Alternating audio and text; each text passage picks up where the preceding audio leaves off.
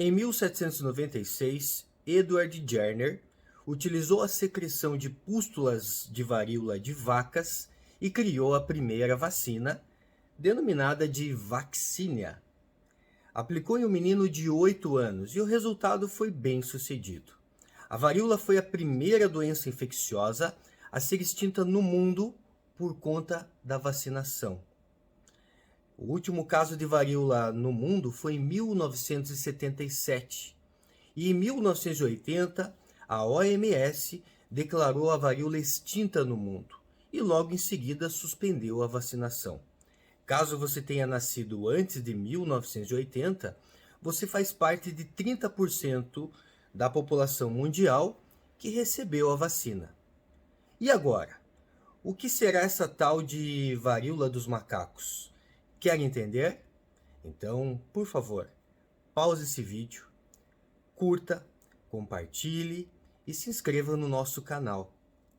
Eu sou o professor Giovanni Miranda, aqui do Aula Show. Você conhece o Aula Show?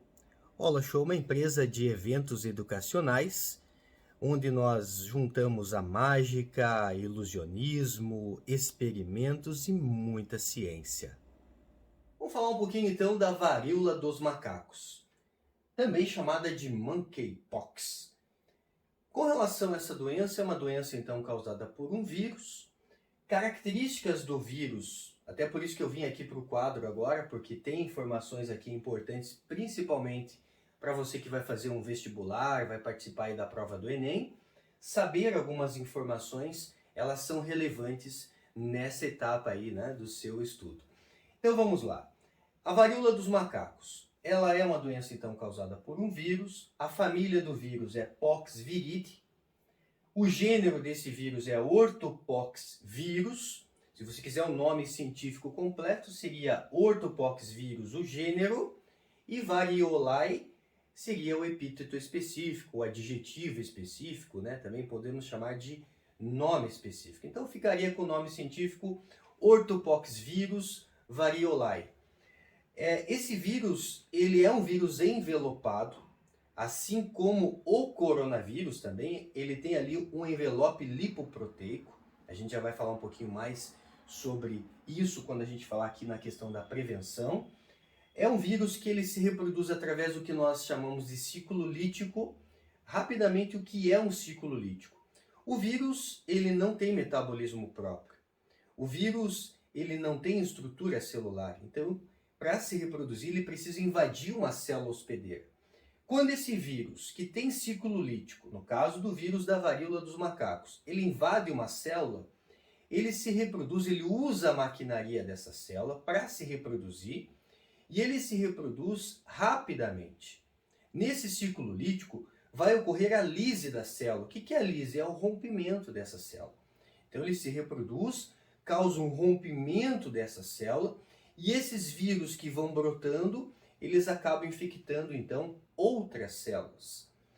O material genético do vírus da varíola é o DNA. Isso é uma informação aí até otimista para nós, uma informação interessante. Por quê? Sendo um vírus de DNA, ele é um vírus mais estável. Nós tivemos um problema muito grave em relação ao coronavírus por ser um vírus de RNA, e sabemos que o vírus de RNA ele é muito mais vida louca, muito mais instável do que o vírus da varíola, que é um vírus que tem como material genético DNA, que é um material genético mais estável, que sofre tem ali uma capacidade de mutação muito menor do que um vírus de RNA, como é o caso do coronavírus.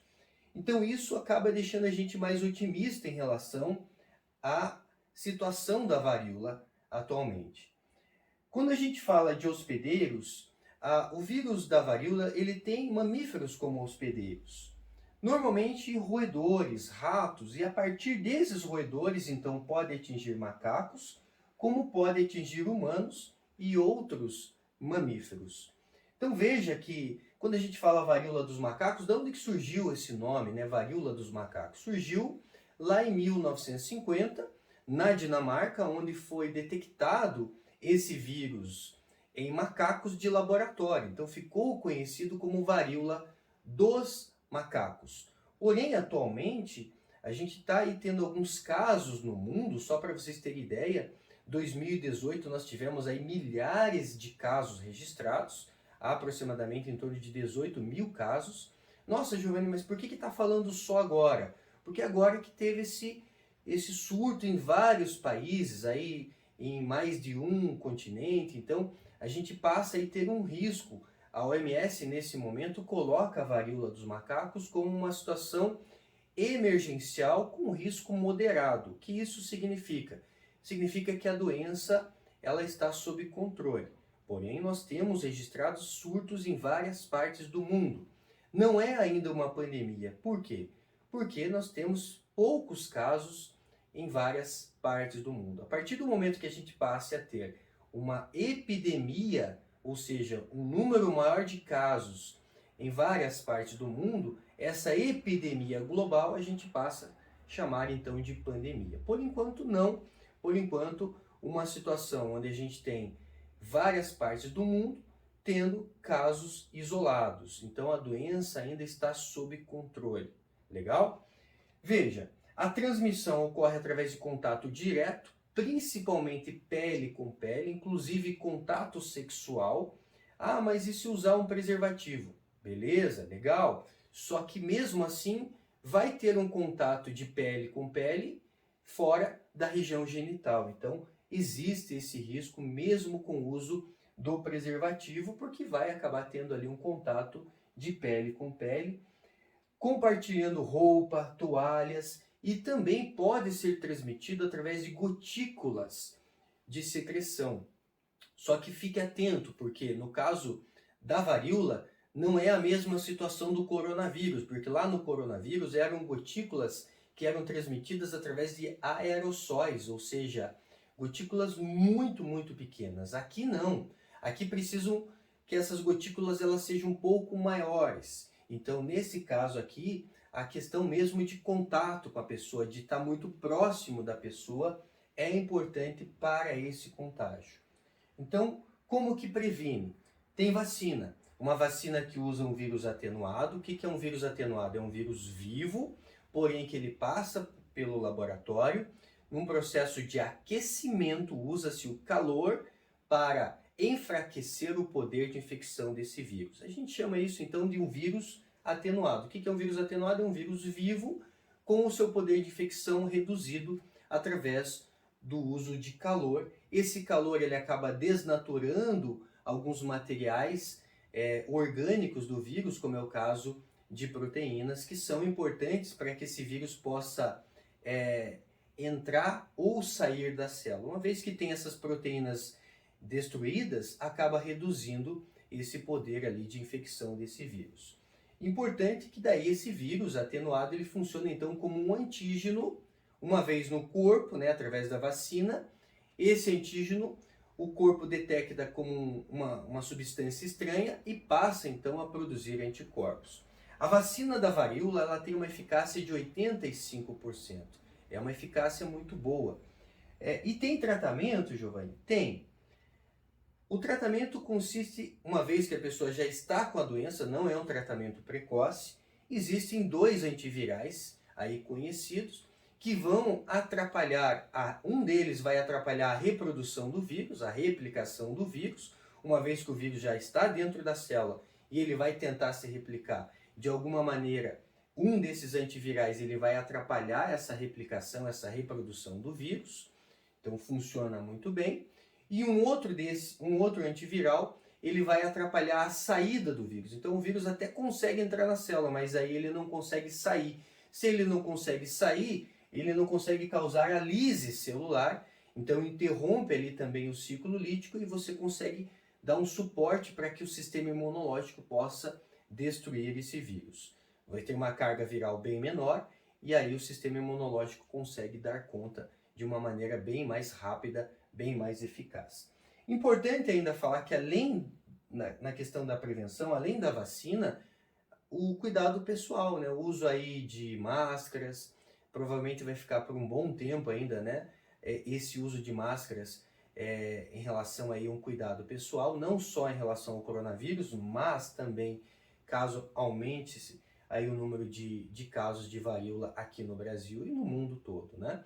O uso de álcool gel, o álcool gel ele desnatura as proteínas do vírus, já que é um vírus envelopado, ele tem um envelope lipoproteico, uma capinha de gordura, onde nessa capinha de gordura, então, a água e o sabão acaba desmontando essa capinha de gordura, então lavar as mãos com água e sabão é importante. O uso do álcool gel, 70%, é importante porque o álcool gel desnatura as proteínas do vírus. O sabonete, ele destrói essa capinha de gordura do vírus, então funciona muito bem isso também como prevenção. E agora, para finalizar, aquela pergunta, tá, Giovanni, mas e o risco de pandemia existe? Veja, para ser considerado uma pandemia, quando você tem epidemia em várias partes do mundo. A gente tem então uma epidemia global. E essa epidemia global é chamada de pandemia. A palavra, né, o prefixo pan quer dizer total, ou seja, global. Ainda não temos uma situação de pandemia. Como eu disse, é muito difícil que a gente chegue numa situação do coronavírus, da Covid-19. Por quê? Porque é um vírus de DNA, poder menor de mutação, temos já a vacina, temos 2 antivirais para tratamento. É importante que esses primeiros casos que foram registrados aqui no Brasil, eles já estão sendo monitorados, já estão isolados. Você evitando que essas pessoas que estão contaminadas não tenham contato com outras pessoas, a gente consegue reter o poder de infecção desse vírus. No momento não é uma situação para você sair vacinando todo mundo. Por quê? Porque são casos isolados. A gente não tem epidemia de varíola no Brasil, a gente não tem epidemia de varíola em nenhuma parte do mundo. Onde tem o maior número de casos de varíola é na África, e isso não é de hoje. Já tem mais de 10 anos, aí, mais de décadas, que vem sendo registrado varíola dos macacos, por exemplo, na Nigéria, em Camarões, República Democrática aí do Congo. Só que agora que esse vírus se espalhou aí para outras partes do mundo, então vem esse alerta aí da Organização Mundial da Saúde como uma situação emergencial, risco moderado. Podemos dizer que no momento a gente tem um número pequeno de casos aqui no Brasil, não chega aí, né, passar de dezenas de casos que estão sendo monitorados, então surtos, a gente chama isso de surtos, né, pequenos surtos que estão sendo monitorados. E se for muito bem monitorado, a gente consegue segurar esse poder de infecção. Então, o risco de pandemia existe? Sim, existe, mas é um risco muito pequeno. E caso aconteça, a gente já conta aí com algumas ferramentas para proteção. Beleza? Espero que você tenha gostado desse vídeo e que possa ajudar vocês aí que também vão fazer o vestibular e Enem. Valeu, até o próximo vídeo aqui do Aula Show. Até mais.